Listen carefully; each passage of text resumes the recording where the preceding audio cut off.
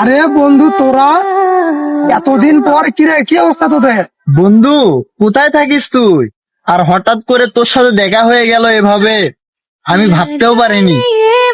তাতে তো আমরা গ্রামের পোলাপান, ক্ষেত খামারে কাজ করি, তুই তো চাকরি বাকরি করিস, হঠাৎ করে এভাবে দেখা হয়ে গেল বন্ধু। আরে চাকরি ভাই, তুই আমার ভুলেই গেছিস রে। বন্ধু, সে কথা আর কোষ না রে।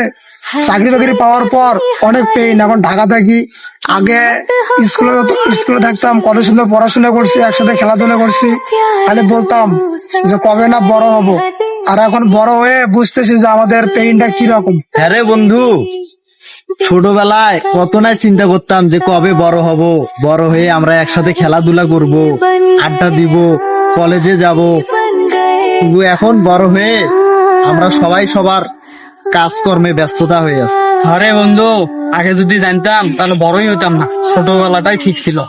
বন্ধু, যাই হোক, তোদের সাথে দেখা হয়ে ভালো লাগলো। অনেকদিন পরে সবাই একসাথে হইলাম, মনটা ভালো হইলো। চলো আমরা অন্য জায়গায় গিয়ে সবাই মিলে একসাথে আবার আগের মতো আড্ডা দিই। হ্যাঁ রে বন্ধু, ঠিকই বলেছিস। অনেকদিন পর দেখা হয়ে আমরা অনেক আনন্দ ফিল করতেছি। চল আমরা অন্য কোথাও গিয়ে আড্ডা দিই। हर जीत भी हार दूं, कीमत हो कोई